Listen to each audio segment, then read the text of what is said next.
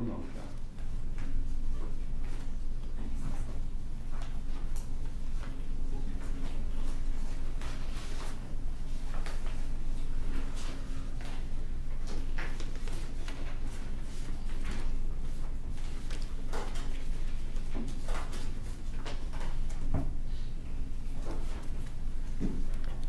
Good afternoon. Good afternoon, sir. Have we met before? Just when I worked at the county, I think. See each other in the courthouse. Very good. My first question for you is this. Wouldn't you agree, based on your training and experience, that context is the key to understanding the truth behind someone's words? Yes. Okay. And that's something that you personally think is very important in your work? Context, yes. I think it can be. If you understood Roddie Bryan to have meant that he deliberately attacked Mr. Arbery with his truck, if you understood him to say that he made an aggravated assault with a motor vehicle upon Mr. Arbery, could you have ignored that? No, that wasn't the way I interpreted it at the time, though. Yes. Well, obviously, that would be a very serious violent felony. But that wasn't your understanding. No, sir. Okay.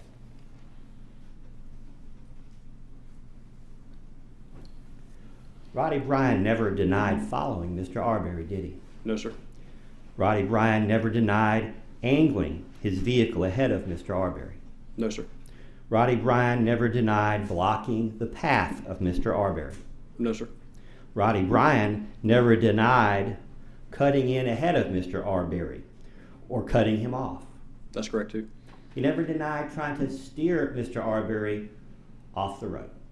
Yes, sir. Okay.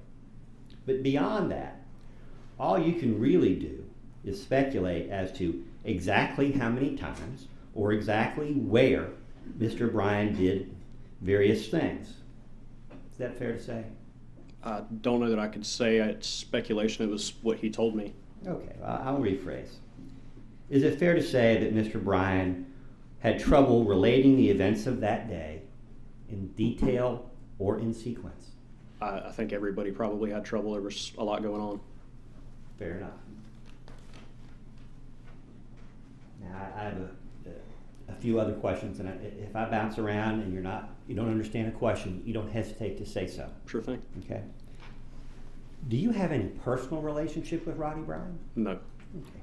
Have you ever seen him in the break room at the Glynn County Police Department? Roddie Bryan? Yeah. No.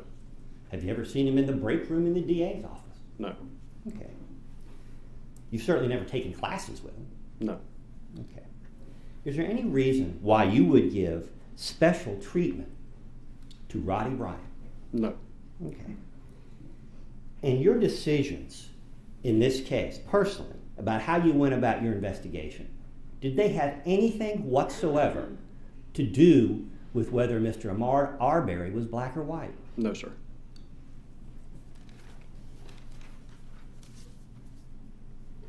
I'm going to ask you a few questions about Mr. Bryan's demeanor, if I may. Okay.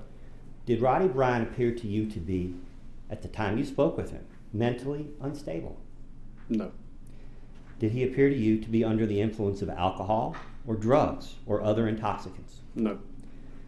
Did he come across to you as loud or boisterous? No. Did he come across to you as gleeful or bragging or boastful about his conduct that day? No.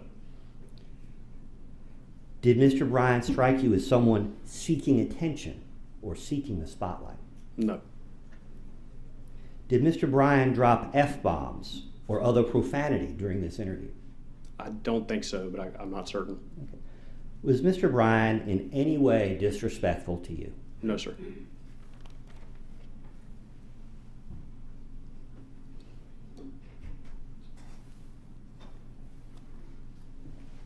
Is it fair to say that you personally in your department wanted Roddie Bryan's help to get to the truth about what happened to Ahmaud Arbery?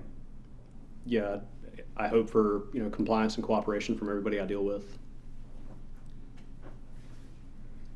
At this point in time, you were not, quote unquote, after Mr. Bryan. No, sir. At this point, he's just a witness in your case. Yes, sir. And you're trying to reassure him that he's not the target of your investigation. I don't really know that I can agree with that. Fair enough.